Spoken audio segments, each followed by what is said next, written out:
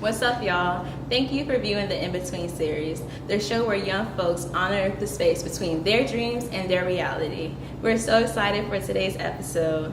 Today I have to my left, Nayanel, Deja, Julian. What's going on? To my right, I have Marcus, Jess, and Brent. So, Like, can we all laugh? yeah. Well, what y'all been up to? How is it to be young? Like, what's going on in y'all world today? Too much. Too much? Is y'all stressed? Yeah. We gotta eliminate that word from our vocabulary. Stressed? You're not stressed? How you feel then? What's you being productive? You are stressed, but You're busy. Mostly good Frustrated? stress. Are you? What is it? I have good stress in my life right now. I'm stressed, but good stress. Do you feel like it's like this aura of just, okay, not stressfulness, but I don't know, like uncomfortableness or anxiety between young folks right now? Absolutely. Yeah, There's a lot of pressure, like how are y'all handling all of that? Therapy. Therapy? Okay. Honestly, therapy. Yeah. Okay. This is something new that we're, starting Talking to about it, discuss. yeah. Do y'all think there is an extra like stress from specifically just being young? Mhm. Like, Especially with the pressures that we experience today, that our parents probably didn't. like what? Social media. That's Yes. a pressure. I think It's that's a big one. yeah. Comparisons with social media, like everyone feels like they have to have something accomplished, and everyone every day is presenting what they do or do not accomplish. So That's true. you can easily get caught up in that. You're getting like a lot of information poured into you. Like that's something that we have to learn and figure out how to deal with on our own. It's not like Our we're- identities. Yeah, we weren't really taught how to like cope with that. How does that like impact like what you're doing now, like the work and things that you've started, putting time into? And could it become a distraction? You think? I feel like it can be a distraction. I feel like we have to learn to use social media as like a business The tool. and a A tool tool. instead of a distraction. Yeah. And also know that like your journey is your own. So just because somebody may be doing something, you don't have to do it like them. You don't have to do it at the same pace that they're doing it at. You don't have to do it the same way. Even if it's not at that caliber, like you really have to own your own stuff because you can easily get caught up in what other people are doing because that's all you see on your timeline is like, this is what I'm eating for breakfast, this is my kale smoothie, what are you eating? Like, like stuff you don't even need to know. So it's like social media a good thing or a bad thing? Because It's a good thing. it's a good thing. Mhm. So how do y'all use social media for y'all's It's like necessary craft? evil. It's necessary? It's a necessary evil. How? Like why? Because you have a timeline full of nonsense at the same time when you're trying to be productive as well and use it to further yourself as well as other creators. But it works. And it's global, like you can share something and people everywhere can see that Somebody one trying time, to get you. but you're also open to that as well. You also have the choice to unfollow all that nonsense Yes. and clutter. That block You don't is have to. very active. You don't have to absorb that energy. But how do you utilize that? Because sometimes it is a distraction just to see it. Like I know you can blog, but sometimes there are certain like algorithms that Facebook uses to kind of like choose for you what you do see. Right. So is that a bad thing? And if not, like how can you make it a good thing for you and as a creator, how can you use social media for your purpose? Well, so the good thing is that one, if you have a business and if you have a platform, social media has so many different things to show you or different statistics to show you, like when your followers are on, when people are most active. Yeah. And so as long as you're kind of using those avenues of social media to kind of boost your platform and what your mission is, it can be a good thing. Yeah. But when you start to like do what she was saying, like showing like your breakfast, or like every time you go on a date with somebody that you just met the day before, you get what I'm saying? Like it's not beneficial. Yeah. It's not beneficial. Yeah. I think you have to choose, like, if you want it to be a business tool or a personal tool, because if it's personal, you still have to limit it a lot more, because it's just it's personal, you're sharing your day-to-day life. Now, if you want it to, like, grow your business or your creative business, you have to be more intentional with it. And I think that point of being intentional and that crossing over from personal to business is where you can easily get caught up and all of a sudden 3 hours pass and you didn't do what you were supposed to do. I definitely feel that. 'Cause, someone told me a while ago, and it's always stayed with me while I'm building my platform, like, stop wasting your tweets. I'm like, I like that. yeah, but it makes me think like, wow, like I don't need to put any derogatory or anything. I'm just thinking out, well, not thinking out loud, but thinking through the internet, you know. Yeah. But yeah, like, people create perceptions of you. And And if you are running a platform or a business, that perception is going to follow you, it's going to stick with you. Yeah. But then there's a flip side to that. We have people that want you to create the perception. They have a whole media personality based off of being retarded or whatever have you, you know. So, I noticed as well, your social media platform, or like your footprint, I could say, is really distinguished off of like who you interact with on social media. Especially, you were talking about the algorithms. Yeah. So I kind of, as a photographer, I kind of had to like, I had my photography side of my Instagram, but I had to like stop interacting with certain parts. Like I pretty much unfollowed the Shade Room, World Star, all that stuff. And I noticed, like, as I've interacted with people like in my circle and things like that, things have gotten better. A lot more people What you see, stuff, so. yeah. How about as a professional? I know a lot of us. Well, for me personally, can't speak for everyone. I'm still both, like, still navigating a space between my individuality and also representing an entire organization that I'm not gonna ever name. But how do you choose? How do you kind of discover? Yes, I'm still a person and I want to express myself, but I also, cannot overshare or not be a good representative of like my job, my professional life. I think it's about realizing that every moment in your life is not for everyone. I think that this obsession that our generation seems to have, and I say seem hardcore for a reason, but I think that our obsession with social media and this idea that you have to be this perfect person in front of everyone online, of course it's BS, but again it's like, I think that if you use, or if your relationship with social media is healthy, I think people can see that. So again, like, not every moment is for everyone. If you're obsessed over sharing every single detail of your life with everyone for the gram, then I think you need to reassess your relationship with social and what you're doing. I use that word she said a lot. Well, say healthy. it. Oh, Healthy. I like it. I like it. Yeah. Because it sounds good. amongst our generation, like, I think that is the most important thing in anything that you do. It has to be healthy. Otherwise, it's going to tear you down, and whoever else is paying attention. And Sometimes it's even healthy to detach from social media. Yes, I delete Instagram constantly. Girl. Like, You have to. I don't even have a Twitter app on my phone. Let's say, because like, that's- Instagram isn't. I don't think Instagram is as bad as Twitter is. Like, Twitter is Twitter just is really, yes. really. Twitter's toxic. Oh my god, it is. At this point, it really is because there's just constant information being fed to you. Your mind is not even supposed to be able to process all of that There's too many information opinions at from one time. that and all the tragedies, all the things that can really just affect your like mental well-being, and that's why there's like this like aura of hopelessness on these apps. And I don't believe that they're all bad things. I really do believe our generation created something here. Like, we changed the world with this, and I do see the positive in that. But I just hope that we can always be reflective of like what it does to us. So we have to learn how to like restructure and reprogram ourselves to really use social media in a way that benefits us and not hurts Realize us. how you're contributing. Yeah, because I don't want, you hear all the time, those millennials, that generation, like, I was like, that. that's I hate fine. that. I Why is it accepted bad? So like, I work 9 to 5 in the civil engineering industry.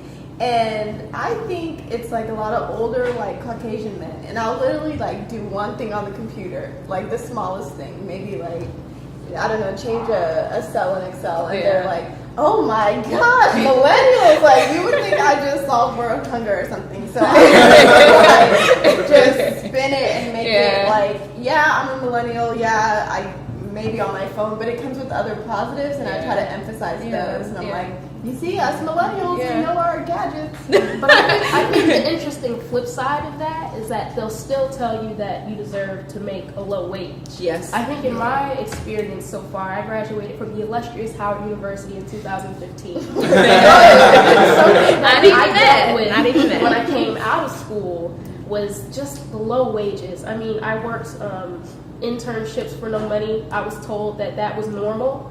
I worked, again, for low wages doing work I wasn't really passionate about, and I was told that that was normal and that that was okay.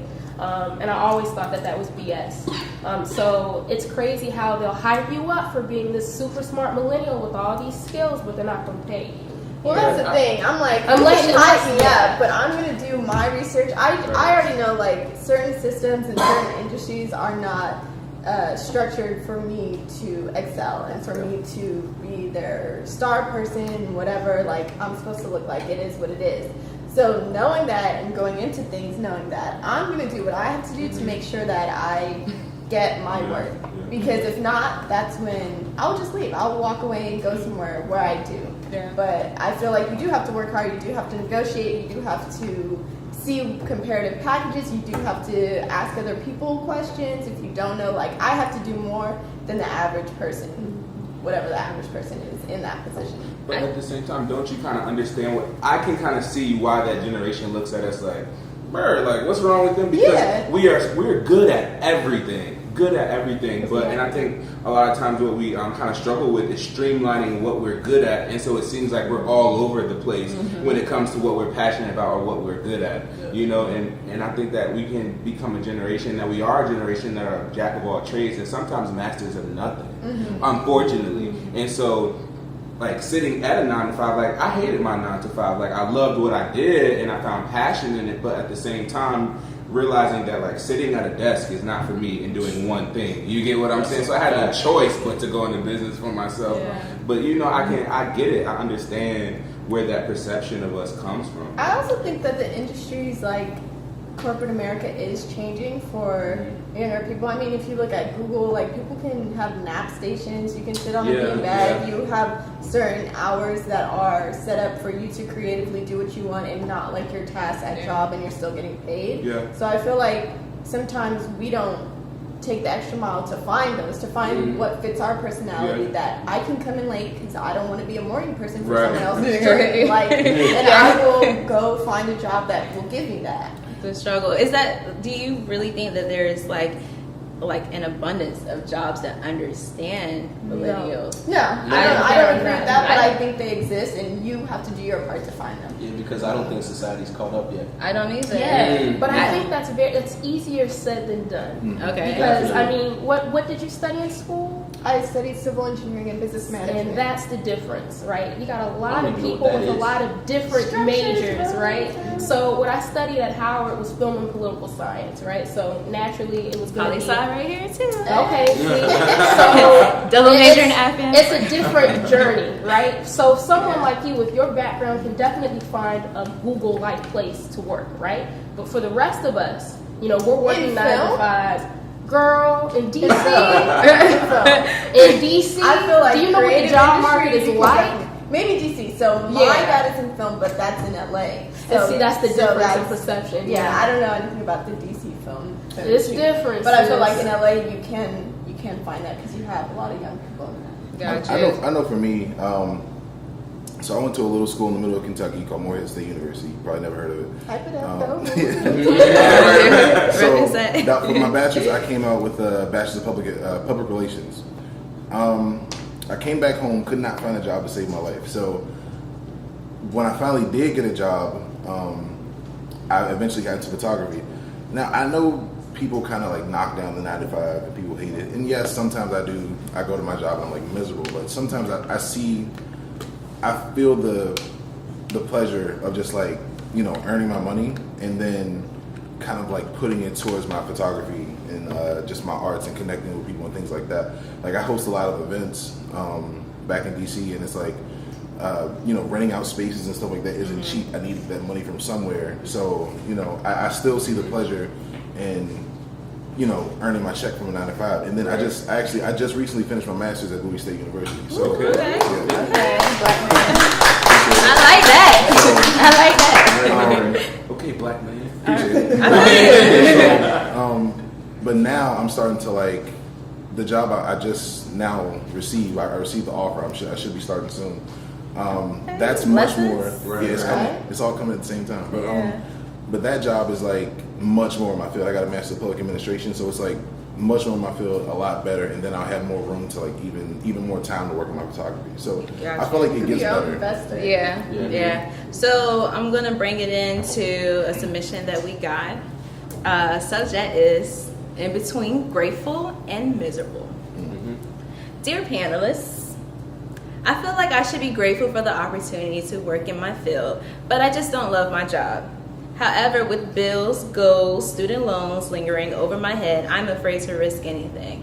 I mean, that's like understandable. I feel like I'm jeopardizing my happiness for a check. The older people in my family constantly tell me that your 20s are for working.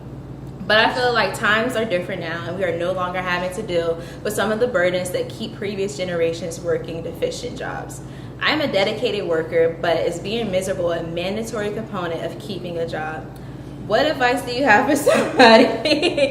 What advice do you have for someone struggling with knowing when time is to let go? Is corporate America worth my happiness? I see you have a lot to say. So this is gonna come off terrible. Let me restructure this. Okay, so Speak your truth, brother. like I appreciate the letter, but it just seems when I came out of school, I had to learn how to be patient to a certain extent, and I do feel like yes, people do like strike down the word of millennial so much, and yes, I'm a millennial, older millennial. I'm 26, so I feel extra old. But Me too. Millennials range from 35, so Right, that's 22 to true. 35. You're like young in that grand scheme. I don't know. Still, I had to learn how to like I was just talking about with the whole like using my 9 to 5 to fund my passion. I'm old. Like it's sometimes you have to do things you don't want to do. Yes. To get where you want to I go. do feel like That's real. I feel like yes, this generation can be slightly entitled and slightly. It's not slightly. It's very much so. Right, yeah. I don't think anything is wrong with entitlement, honestly. Entitlement The way is I fine. see things is that this is just me in the space that I am, because I'm going to speak my whole truth on this here Go show. ahead, go ahead. I feel like you don't know how long your lifespan is. So to say wait for something better is kind of hard when you don't even know, like, why am I always waiting for something else? Like, can we just make things a little better for where I'm at now? And I know just even working in like my first job, like I can quickly like find things, that little tiny things that would make a great difference in like my value of life. Not even just pay, not even like benefits, like the way treatment is for younger folks in spaces of people who are older is sometimes like, y'all don't know, it's condescending as hell. Like, y'all don't know nothing. Y'all just here to do whatever work I tell you to do. I'm not even going to value you because I don't see you yet until you're the age of 35. And actually, I really feel like the word experience is a form of ageism. I really think it's a barrier for young folks. You need 10 years experience to file paperwork. Like, it's so I don't want to take that lightly. Like, I want to make sure like people's concerns as being a young person in this world are like being legitimized here. Definitely. So But there's a difference between expectations and entitlement. Yes. You get what I'm Okay. saying? Like, so it's okay to have expectations. You get what I'm saying? But at the same time, you have to understand that if you're expecting excellence, you have to operate in excellence as well. And so when it comes, she said she's a dedicated worker. okay, I don't well, be know, so- dedicated when it comes to your dream. Like, you know, like I feel like a lot of times we have to identify what our purpose is on earth. We all have been set here on earth for something, right? And so when you operate just on a daily basis in your interactions, anything that you do and it's purposeful and you know that it's what you're supposed to walk in, then it comes full circle. You get what I'm saying? So maybe the time isn't right now. She'll know when it's time to jump. See, I feel Right. all of that. I do. And I'm about to have a really Yeah. entitled answer because Yeah. I feel like if you could call it a job, then, you know, it's temporary. It's not meant to, Right. you know, be so substantial for you. So I would advise her to do what she feels is best for her. Obviously, you know, the job situation is not that right now. I mean, but there's like things. Yes, feel like you deserve stuff, but then there's like reality. You have bills. Yeah. That's my Yeah. thing. You know. But you're gonna always have bills once you become an adult. Right, and it's It's my always gonna be there. like my There's nothing you can do about that. like my thing is like, why not be the richest I can be to take to where those bills don't mean anything? Like, yes, I might, like I said, I might have to do stuff I don't want to do, but I just feel like, I don't know. I just feel like it's really easy to call yourself a dedicated worker with like, I don't know, but you got to put in the work for it. I don't know. I think we also got to consider what people value because money is not everyone's like prime focus. Yes, we want to grind. Yes, bills got to get paid. But if someone says I'm holding my happiness or I'm holding money, which one do I want more? I'm going for happiness. Like this life is short, and I also think I dream too. I just also think we have to be careful to what we feed to each other because I think part of that is what we have been told. We have been told this is the way life works. Get over it. Everybody unhappy. Even at by work. our peers. Not even just by, you know, Like I kind I feel of. like you can still be an advocate for something, Yeah. an advocate for change, but if you have to operate in a certain field temporarily, then you have to do what you have to do. and Like the- there's Things are sacrifices, temporarily. there's Yeah. advocacy, but you can still do both at the same time. Okay. And the thing is, you don't have to have a miserable 9 to 5. You don't. You So can that's- actually, so there's options. you We can- can exactly, actually that's work in another a option, job right? that Yes. you actually like while pursuing your dream. Right. You Yeah. can still do that. Every 9 to 5 isn't miserable. Yeah. I work a 9 to 5 and I'm an artist. I consider my 9 to 5 my second job. Yep. Okay. Right. Because no matter what, art comes first. Yeah. My creative license comes first. Right. So I like my job. My job's cool. I know I'm not gonna be there forever. Exactly. But I would I'm love to using be able to it. relate to that. I cannot work Can for I give you a anyone. high five through the air? Yeah, right let's now? do that. Yeah, I love being able to know that. Like even right now, I'm putting together an art show. I gotta fund that from somewhere, and it's like, how long is my happiness gonna last when I can't do what I want to do because I can't pay for Because it? you can't pay for I it. felt I that. think if I you think felt of it that way, as if it's your second job, someone else's, your corporate America is your second Yeah. job. That's the way You you have do to it. use it to I mean, your you need advantage. healthcare. You Teach need you but your like, way. you know what I'm Yeah. saying? I cannot relate. I'm with you, Naya. I It's can't. like- No, I agree with And you. you work till it becomes your full It's time. a mentality change. Right. Like you have to tell yourself, like I'm not gonna. No, you're gonna work for me. I'm using you to fund this. Okay, I instead like the of- way I like that Perspective. strategy right But I there. think the thing that's missing in this person's message is this person's vision. Because I'm like, okay, you're miserable. You don't like what's going on. So what is the vision here? Yeah. Have a And I think plan. that this person needs to think about who they actually want to be Okay. and what they actually want to accomplish.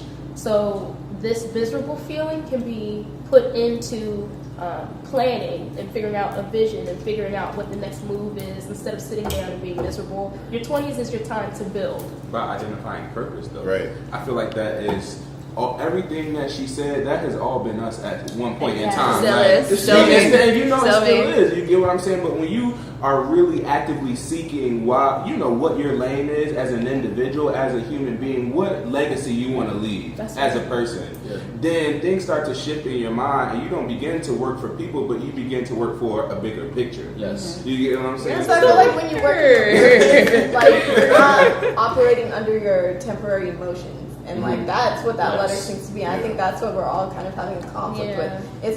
It's like she wrote that on the day, or he or she, whoever, when you don't feel like going into work. Yeah. You know what I'm saying? Yeah. But Yeah. if It was a you're really working bad in your day. purpose, yeah, you have bad days, but you overall know what your goal is for you personally, and not this task that you're doing at your Yeah. job. So what are some of the good things? Because we didn't come up with all of this on our own.